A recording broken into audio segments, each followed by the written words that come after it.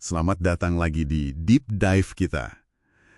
Kali ini, kita punya bahan menarik banget nih soal teori pembangunan ekonomi modern. Betul. Kita kan sering dengernya PDB gitu ya.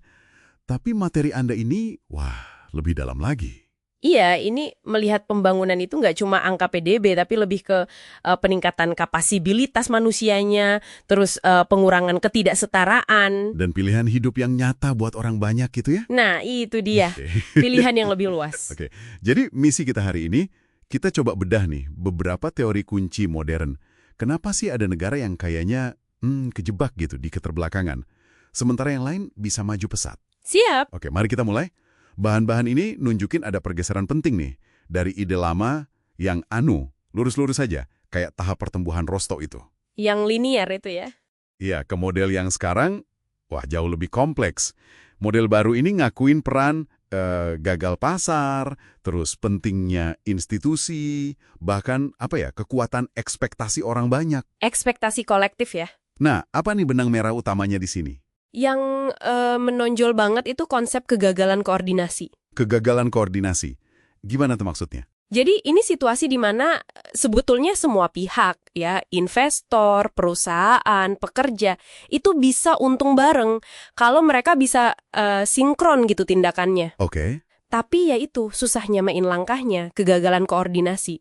Hasilnya bisa jadi apa yang disebut perangkap equilibrium tingkat rendah. Perangkap equilibrium, maksudnya? Maksudnya ekspektasi pesimis, kayaknya nggak bakal ada yang investasi deh, atau nggak ada yang mau inovasi, itu bikin semua orang jadi nahan diri. Nggak ada yang mau mulai. Padahal potensinya ada ya? Potensinya ada, tapi karena semua nunggu, ya akhirnya nggak maju-maju. Kayak lingkaran setan gitu, susah ditutus. Situasi catch-22 lah istilahnya. Wah, menarik. Itu jelasin kenapa potensi aja nggak cukup ya. Oke, terus gimana caranya keluar dari perangkap ini menurut teori-teori ini? Salah satu yang dibahas kan teori dorongan besar ya? Big push teori. Betul. Kedengerannya kayak butuh effort gede banget bareng-bareng gitu. Tepat sekali. Gede dan bareng-bareng. Teori ini awalnya kan Rosenstein-Rodan ya, terus diformalkan lagi sama Murphy, Schleifer, Vishny. Oke. Intinya, kadang-kadang emang perlu investasi skala besar, dan yang penting, serentak di banyak sektor industri sekaligus. Serentak ya? Kenapa harus serentak? Logikanya gini, industri baru itu saling menciptakan pasar. Ada istilahnya keterkaitan atau linkages. Contohnya gimana tuh? Misalnya aja pabrik tekstil baru buka. Nah, pekerjanya kan dapat gaji. Terus mereka beli makanan olahan dari pabrik makanan yang juga baru buka. Sebaliknya juga gitu, jadi saling menghidupi pasarnya. Iya ya. Jadi ada permintaan domestik yang langsung tercipta ya. Betul. Ini bantu ngatasin dua masalah klasik. Pertama, indivisibilitas. Maksudnya, investasi awal itu kan sering gede banget ya, apalagi buat infrastruktur. Susah kalau nyicil dikit-dikit. Harus langsung biar gitu ya. Iya. Kedua, masalah kurangnya permintaan awal. Kalau cuma satu sektor aja yang gerak, pasarnya belum tentu ada. Nah, kalau bareng-bareng, pasarnya ikut kebentuk. Paham. Dan di sini peran pemerintah sering disebut krusial ya. Bukan sebagai pemilik tapi. Lebih sebagai koordinator atau fasilitator dorongan besar ini. Memastikan semua gerak bareng. Oke. Jadi bukan cuma investasi, tapi skala dan sinkronisasinya itu kunci. Tapi sumber Anda juga nyinggung soal kualitas input nih. Bukan cuma jumlah. Ini nyambung ke teori berikutnya ya, teori O-ring dari Michael Kramer. Nah, ini dia, O-ring. Apa hubungannya cincin karet kecil sama pembangunan ekonomi? Agak unik ya? Analoginya itu kuat banget. Diambil dari tragedi pesawat ulang-alik Challenger. Gara-gara satu komponen kecil, si cincin O itu gagal. Wah, iya ingat saya. Meledak ya? Iya, seluruh sistemnya hancur. Nah, teori ini melihat banyak proses produksi modern itu kayak rangkaian tugas yang sangat komplementer. Komplementer, maksudnya saling melengkapi gitu? Betul, dan sangat bergantung satu sama lain. Keberhasilan total itu tergantung banget sama kualitas kerja di setiap langkah. Keterampilan pekerja di satu tahap itu ngaruh banget ke nilai kerja orang lain di tahap berikutnya. Jadi kalau ada satu aja yang kerjanya nggak benar, Bisa ngerusak nilai seluruh produk. Satu kesalahan fatal dari pekerja yang katakanlah keterampilannya rendah bisa bikin kerja keras semua orang jadi sia-sia. wah, implikasinya dalam juga ya? Banget. Implikasi pentingnya, beda sedikit aja dalam rata-rata keterampilan antar negara, itu bisa jadi jurang perbedaan pendapatan per kapita yang gede banget. Wow, Teori ini juga nunjukin fenomena positive associative matching. istilah apa lagi tuh? Gampangnya orang pinter cenderung kerja bareng orang pinter juga. Yang kurang terampil ya kumpulnya sama yang setara. Oke, masuk akal sih. Nah, ini bisa menciptakan semacam perangkap kualitas rendah di negara yang modal manusianya rata-rata lebih rendah. Karena pekerja terbaiknya mungkin ya pindah ke tempat lain atau susah nemu lingkungan kerja yang bisa maksimalin potensi mereka ke pasar global. Ada bahasan soal pembangunan sebagai penemuan diri. Hausman dan Rodrik ini ya. Iya betul, Hausman Rodrik. Maksudnya, negara perlu nemuin jati dirinya gitu. Kayak remaja galau. Ya nggak gitu juga sih.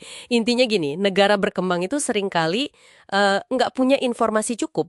Mereka nggak yakin produk atau jasa apa sih yang sebenarnya bisa mereka bikin secara kompetitif buat pasar dunia.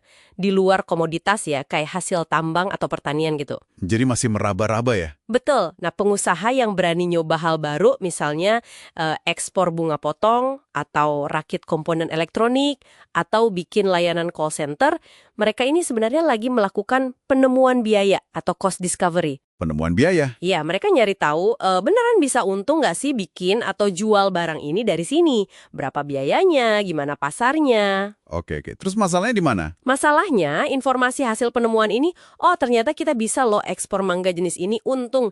Itu sifatnya kayak barang publik. Maksudnya barang publik. Gampang ditiru orang lain.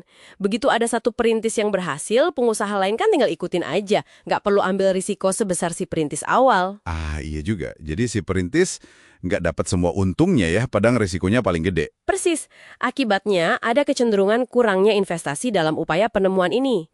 Orang jadi malas coba-coba kalau nanti gampang ditiru. Jadi peran pemerintah di sini gimana? Milih-milih industri gitu. Nah, menurut teori ini, bukan memilih pemenang atau picking winners, tapi lebih ke menciptakan ekosistem, kasih insentif, biar lebih banyak pihak swasta yang mau bereksperimen, mau menemukan. Oh, mendorong eksperimen ya, bukan nentuin. Contohnya ada. Sering disebut itu suksesnya industri garmen di Bangladesh atau industri IT di India. Awalnya kan nggak diduga-duga bisa sebesar itu. Itu hasil proses penemuan. Oke, menarik. Jadi fokusnya di proses belajar dan adaptasi ke pasar global. Nah, ini nyambung ke pendekatan terakhir nih. Diagnostik pertumbuhan. Hausman, Rodrik sama Velasco ya. Iya, bertiga mereka. Ini kayak alat praktis gitu ya, buat nerapin wawasan dari teori-teori tadi. Semacam dokter ekonomi gitu. Bisa dibilang gitu. Ini kayak kerangka kerja analisis, tujuannya bantu pembuat kebijakan buat ngidentifikasi apa sih kendala yang paling mengikat binding constraint buat pertumbuhan ekonomi di negara itu pada waktu itu. Logika kayak pohon keputusan, diurut gitu, ditelusuri. Masalah utamanya di mana sih? Apa biaya modalnya kemahalan? Atau return investasinya yang rendah? Terus kalau return rendah, kenapa? Nah, itu digali lagi. Apa karena infrastrukturnya jelek? Atau masalah aturan, kelembagaan? Atau jangan-jangan karena kurangnya penemuan diri tani? Jadi kayak detektif ekonomi ya. Haha, bisa jadi. Tujuannya biar sumber daya kebijakan, modal politik yang terbatas itu, bisa fokus ke bottleneck yang paling krusial. Biar lebih efektif. Daripada nyoba benerin 100 hal sekaligus tapi hasilnya dikit. Masuk akal banget. Jadi prioritas strategis berdasarkan diagnosis konteks spesifik. Oke, setelah kita bedah macam-macam teori ini, apa nih kesimpulan utama yang bisa Anda tarik? Wah, banyak ya. Tapi yang jelas, kayaknya nggak ada satu resep mujarab, nggak ada peluru perak buat pembangunan. Itu jelas banget. Iya, kelihatan kompleks banget ya. Kompleks. Dan tema-tema tadi tuh penting semua. Soal kegagalan koordinasi, pentingnya kualitas di tiap lini produksi, terus kebutuhan buat terus eksperimen, nemuin diri di pasar global. Dan perlunya diagnosis yang spesifik konteks tadi ya. Betul. Semua itu nunjukin kenapa perjalanan pembangunan tiap negara bisa beda-beda banget. Teori-teori ini kayak ngasih kita kacamata beda-beda ya buat lihat masalahnya. Tepat. Dan pendekatan kayak diagnostik pertumbuhan itu ngingetin kita, penting banget buat paham konteks unik negara Anda sendiri sebelum bikin strategi. Prioritas reformasi di satu negara bisa jadi nggak relevan sama sekali di negara lain. Fokus ke kendala yang paling mengikat, itu kuncinya. Oke, nah sebagai penutup nih, mungkin satu pemikiran buat Anda bawa tulang. Kalau kita lihat betapa rumit dan saling terkaitnya tantangan pembangunan ini, ya, dari semua teori tadi, mungkin nggak sih hambatan terbesar kita sekarang itu bukan lagi nemuin teori mana yang paling benar, Menarik. Terus apa dong? tapi justru tantangannya ada di gimana kita bisa bangun kapasitas institusi dan kemauan politik yang kuat. Kapasitas buat apa? Buat nerapin kombinasi wawasan dari berbagai teori ini secara adaptif, secara efektif di lapangan, sesuai sama konteks lokal yang juga terus berubah. Wah, itu poin yang dalam banget. Jadi bukan soal teorinya lagi, tapi implementasinya ya. Kemampuan adaptasi dan eksekusinya. Iya, mungkin itu ya tantangan terbesarnya sekarang. Sesuatu untuk kita pikirkan lebih lanjut.